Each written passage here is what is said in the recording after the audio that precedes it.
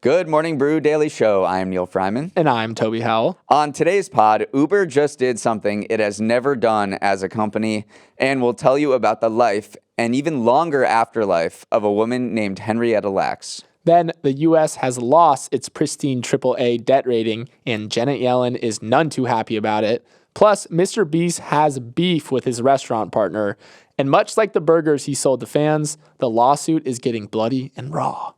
It's Wednesday, August 2nd. Let's ride.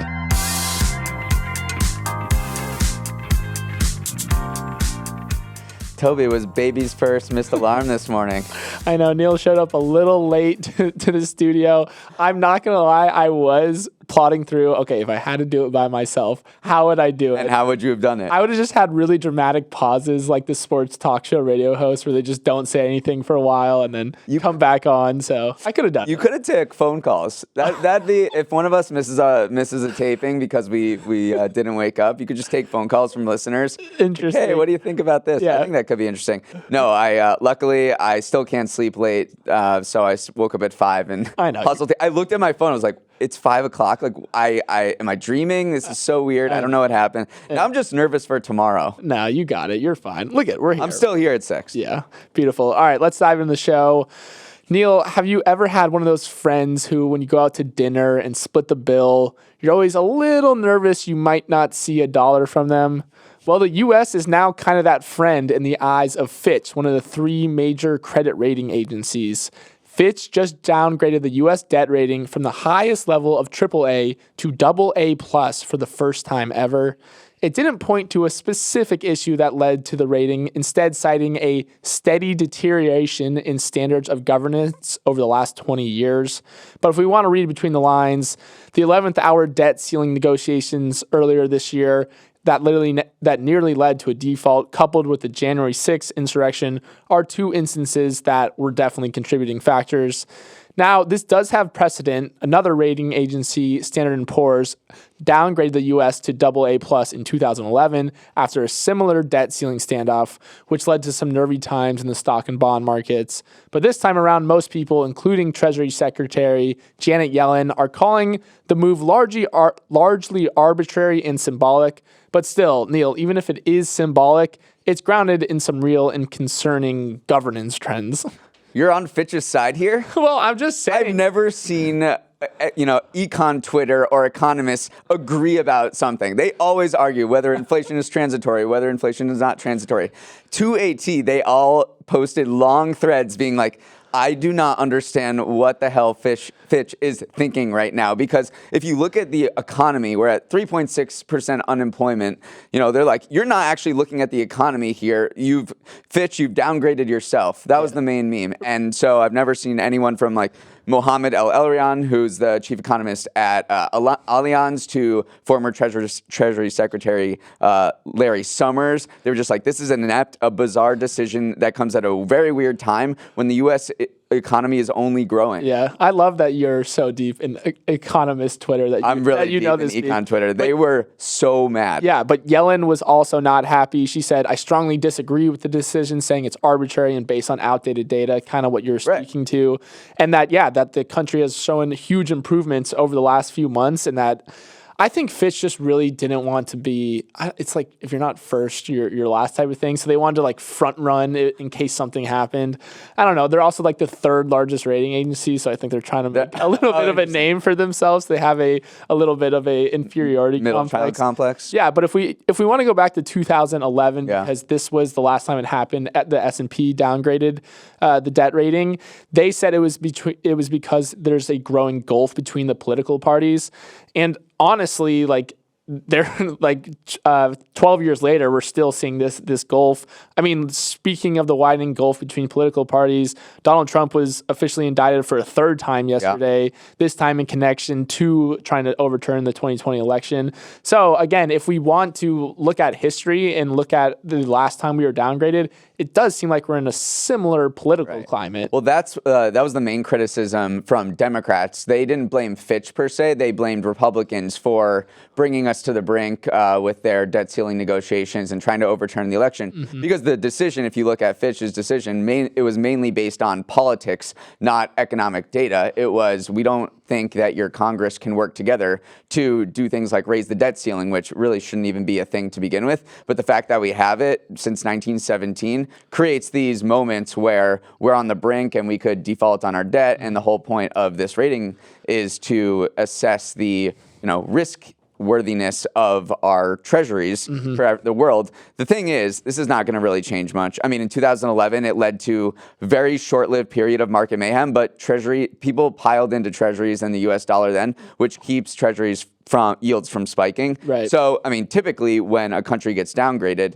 the idea is their borrowing costs go up because they're a more risky lender, a more risky borrower. But the US is, based on all things you can observe, is a very trustworthy borrower, and people will still continue to buy our treasuries and our borrowing costs won't raise. I am actually interested to see how the market reacts this morning because, in 2011, there was like a little bit of a momentary panic, but in the grand scheme of things, it was only like 2 months that it was depressed. So I wonder if it will just be like maybe we'll see a little dip, or I don't know, maybe they will read into it more than we think. Last night, did happen after market close, but still, people still trade after market close, and there really wasn't a blip. And I think traders are really going to brush this off. I think whatever the Fed does with interest rates is going to be far more important than whatever little Fitch says. Little Abercrombie and Fitch does. Meanwhile, Moody's, you're all we have. Keep us at AAA. Yeah. Not that it matters. Well, it kind of matters.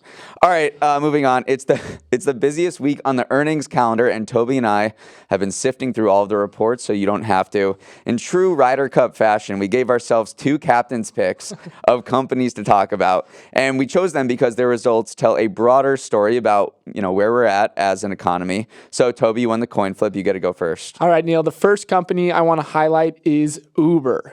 Uber is finally profitable. It reported net income of $394 million last quarter. That's compared to a net loss of $2.6 billion this same quarter last year.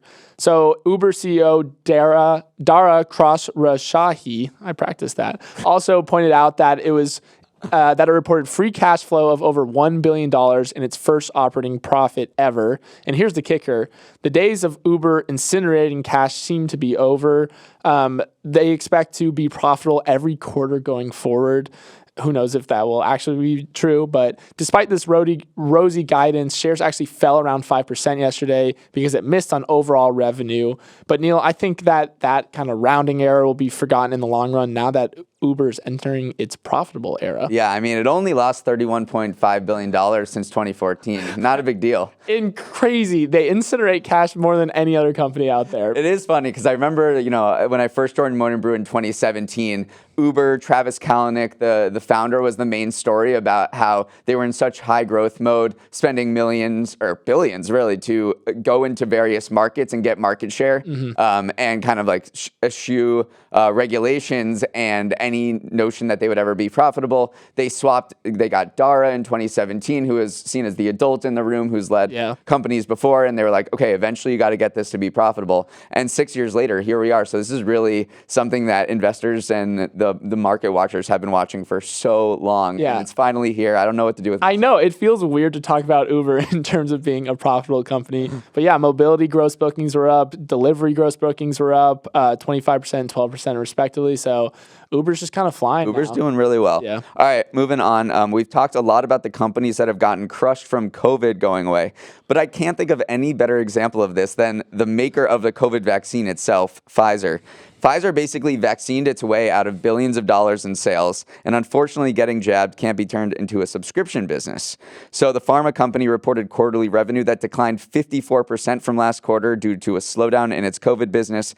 Vaccine sales are expected to fall 64% from 2022, while sales of its treatment, Paxlovid, are expected to drop 58%. Shares are down about 30% this year.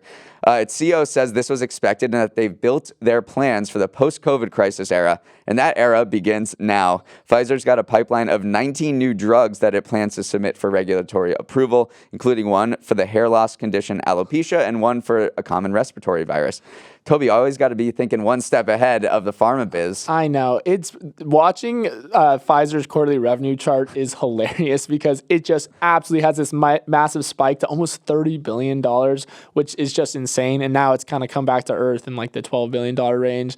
Yeah, I guess you live by the jab, die by the jab a little bit. Well, they're trying not to. And here's the thing. I looked if they have, what could be their savior. I looked if they have an Ozempic rival. I know, yeah. And it doesn't seem like they're at the level of Novo Nordisk or Eli Lilly. They scrapped an obesity pill, a once-a-day obesity pill that was in development a few months ago. They still have a few others in the pipeline because everyone does. Yeah. And the CEO was like, it could be a $10 billion a year business, but they seem like they're far behind in the obesity pill race, which is really the next kind of COVID vaccine. And I said COVID vaccine is not a subscription business, but this pill, this Ozempic rival is because you have to take it every day and you can't stop. It's an interesting state of the pharma market right now because, for so long it was just dominated by COVID, and now they're entering the Ozempic era, I guess. All right, for our next earnings wrap-up, we're checking in on Molson Coors, who just had its single biggest revenue quarter ever. The brewer of beers like Miller and Coors Light has been picking up customers left and right as people continue to shift their allegiance away from Anheuser-Busch in the wake of the Dylan Mulvaney controversy. The combined sales of Miller's and Coors Light outsold Bud Light by 50% last quarter and even outsold Modelo Especial, which is the new number one beer in America, by 30%. Neal, we all knew that other beer brands were going to benefit from the Bud Light exodus, but it is kind of crazy to see just how far-reaching this negative sentiment towards the brand is and who is benefiting them. Right. No one expects this to happen in the beer industry because beer drinkers are loyal, and so they'll just go to their brand. So everyone, I think CEOs in the beer industry are like, look, we can maybe improve or decline on the margins here, but we're not going to see wholesale changes. And in my notes here, I wrote, in the lead-in, I wrote LOL quote. This is from the CEO. He goes, "We didn't plan on our largest competitor's largest brand declining volume by nearly 30% during the quarter." Yeah. So this is like completely unheard of where wholesale people are like, I'm not drinking this brand anymore that I've been loyal to for decades. And you're seeing it really filter significantly throughout the entire industry. I know, it's crazy. Bud Light sales have been falling by more than 20% every single week compared to the same week last year since April. It's just a truly absurd drop off. And we talked about it, that beer is a relatively replaceable product. It's just brand. And so people just are moving laterally into Miller and Coors Light. I don't like Heineken, so I kind of want to beat up on them while we're on the subject of beer, but they said they had a really bad quarter because they raised prices too much. Neal, don't. Heineken is He's not a big crap. Heineken guy. Amstel is so much better if you're looking for that lager taste. Try Amstel. I want to see if people agree with me That's good in to the know. comments. All right, last I want to talk about Caterpillar, the heavy-duty machinery company whose bulldozers and backhoes you see on construction sites all over the world. I love looking at Caterpillar earnings because they make the things that make the things. If their sales are strong, it's a good sign for the global economy and vice versa. So how's it looking now? Real good. Shares shot to a record high after a strong earnings report. But I want to focus on three key tidbits that speak to larger themes we've been discussing on this podcast. One is demand for Caterpillar machines in the U.S. is huge thanks to the bipartisan infrastructure bill passed by Congress in 2021. Looks like we're actually repairing roads and bridges, not just in Philly, but across the country. Number two, demand for its mining machinery is in overdrive as companies race to extract lithium and rare earth minerals that are used in electric cars. This is a key component to the EV supply chain, bits like literal minerals embedded in rocks, which is kind of wild to think about, that this is what we need for electric vehicles. And then finally is China. This is where the news gets less good. China is in a major economic slump, and Caterpillar said the vibes there are even worse than feared. Also, China not doing well is not a great sign for other countries because of its major trade linkages with everyone. But yeah, that's what I have for Cat. I know. I do love Caterpillar earning calls because On the call, their CEO said that we now expect further weakness as the 10-ton and above excavator industry has declined, which is hilarious because you're right. Caterpillar is kind of like the canary in the coal mine for the global economy.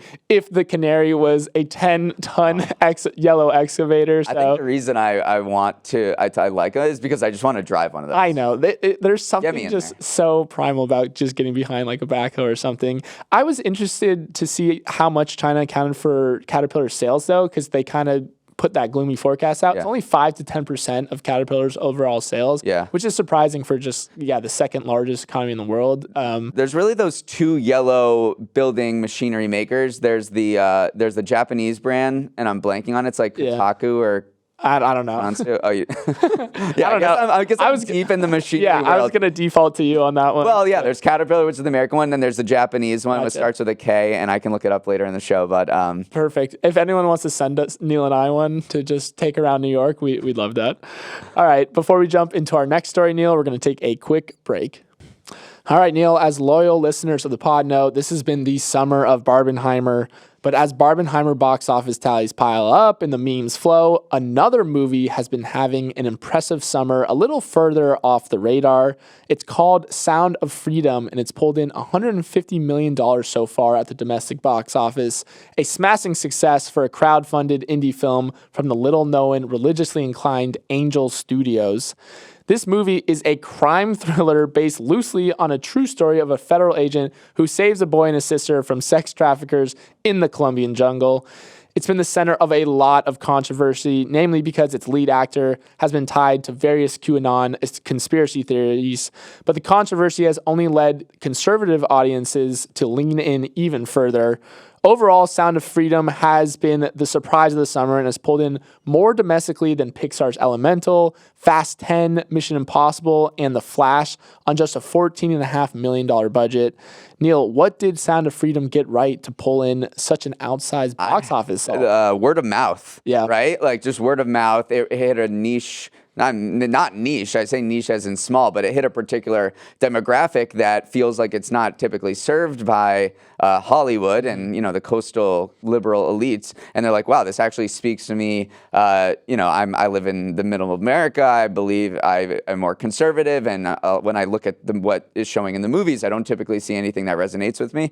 And this really just like lit a fire under a lot of people, and they told their friends. And then also, I know you want to talk about this Pay It Forward campaign, which seems to be super successful. There's a creative marketing strategy at getting people to buy tickets. Yeah, it was really interesting because Sound of Freedom didn't have like the same advertising budget that like a big budget film would have. It had none. So opposite of what we've been seeing with Barbenheimer. Right, and so the actor, the lead actor, came on screen after the movie ends and goes like, "Hey, we'd love for you to buy a ticket for someone who maybe can't afford it, and you can leave it at the box office for someone." And so on the website, they say 14 million tickets of Pay It Forward tickets have been sold. I think that's overstated a little bit. That's total box office sales. But the number is the fact that on opening day, more than 20% of the ticket sales were the Pay It Forward kind. So that's more than a fifth were of this variety. So you can see people are really doing it because it's not just a movie. It's kind of raising awareness around sex trafficking. So people are like, you need to see this, and it's spurring action on Congress, who's holds screenings. So I wonder if big Hollywood studios will steal this idea, though, because what's to say like Mission Impossible, you can't have Tom Cruise go like, hey, we want as many people to see this film as possible. It's not quite as ideologically aligned, but I could see this becoming a thing. Like, I don't think it works for like an action thriller. This is more of like a mission-based movie. It's like I'm trying to raise awareness around something. I don't think if Tom Cruise, who's worth billions of dollars, tens of millions of dollars, and it's Warner Brothers, it's some huge studio, and they're like, why don't you pay for someone else to go see this movie? Like, I don't think it resonates with the way of like we're a small indie flick, we're trying to raise awareness around something. So I don't think it works like that, and I don't think people would respond in the same way. But we should mention this movie has been criticized by human trafficking experts for kind of taking a lot of liberties with the story, and maybe drawing attention to a singular type of victim, whereas the victims of human trafficking are of a wider demographic. So, and then there's all these conspiracy theories from both sides, really, about how, on the right, they're saying that AMC and other studios or other theaters are suppressing viewings of this by withholding air conditioning. I know, yeah. And AMC's like, we're showing this in 560 theaters. Like, why would we shoot ourselves in the foot by doing this? But yeah, that was a very popular narrative. And then the other side conspiracy theory is that there are all these tickets sold, but you look at theaters and they're empty. Yeah. I mean, there's... It's a very much a lightning rod Right. of a movie, but you can't deny that it's done a very good job marketing itself, and it's made more money than Mission Impossible domestically, which is really crazy to think about from a movie with a $15 million budget, and Mission Impossible had over a $250 million budget, and that just shows you can't know. I know what's going to happen. Yeah, actually, you can know if you just drape everything in pink and just Okay. go that route. You're gonna do well. All right, Neal, let's move on. Our next story centers around someone poking the beast. The MrBeast, the world's biggest YouTuber, is suing the company he partnered with to create MrBeast Burger, his fast food chain. This was not just any old fast food chain, though. MrBeast leaned into the rise of ghost kitchens around the pandemic, which are kitchens that support a delivery-only concept. So you could order a MrBeast burger on Uber Eats or DoorDash, but there was no physical locations.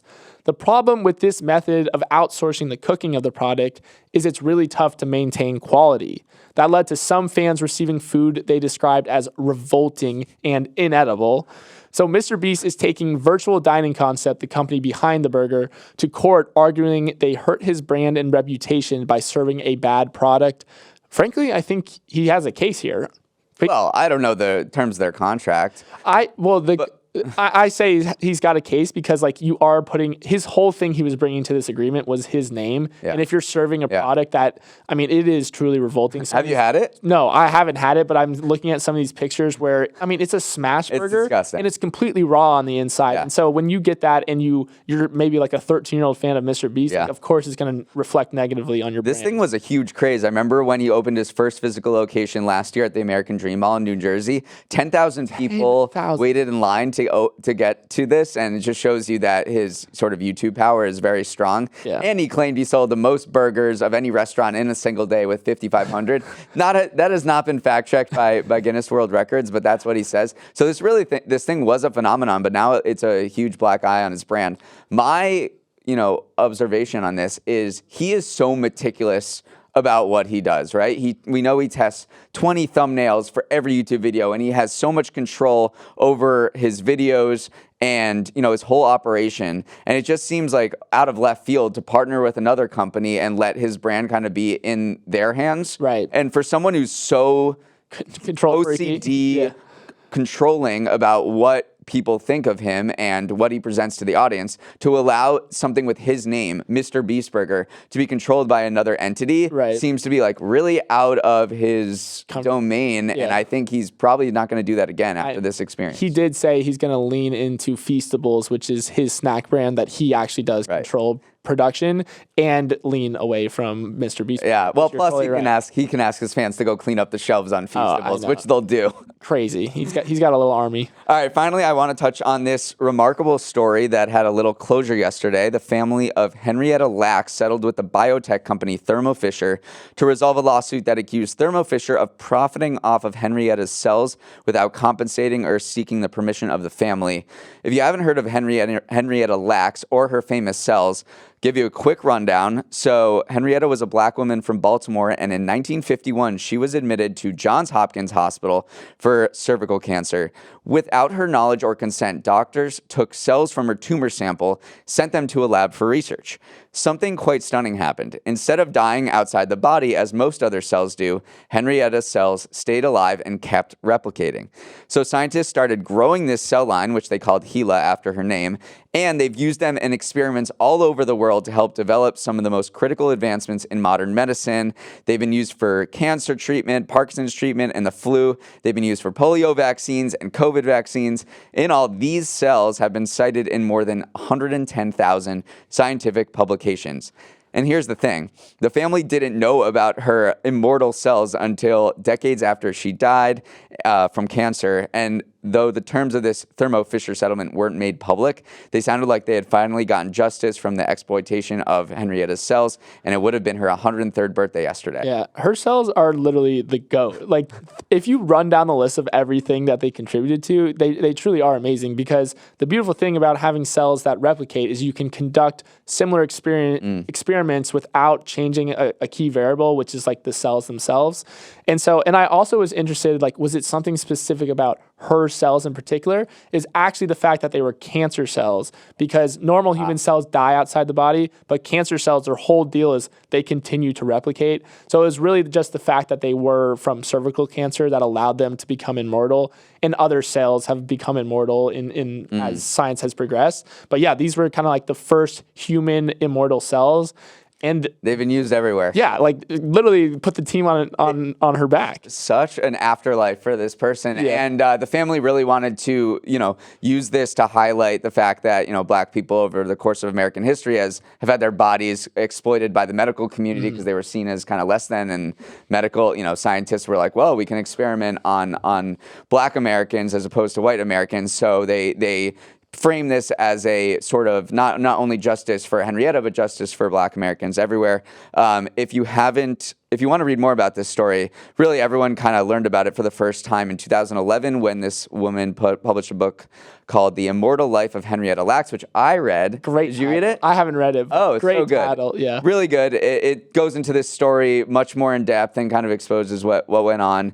And it actually got a movie adaptation with Oprah in 2017 on HBO. Yeah. So I highly recommend that book. I wish I read it a little later. I think I was a little young. But let's do a book club. Let's do an MBD book club. That'd be great. All right, we have to wrap it up there. I hope everyone has a wonderful Wednesday. If you want to write in and let us know if we should start an MBD book club, just got that idea. Morning Brew Daily at morningbrew.com. Emily Milliron is our editor and producer. Samantha Velez and Raymond Liu are the associate producers. Uchenna Waogu is our technical director. Billy Menino is on audio. Hair and makeup has been in the bathroom for like 2 hours now after eating a MrBeast burger. Devin Emery is our chief content officer, and our show is a production of Morning Brew. Great show today, Neal. Let's run it back tomorrow.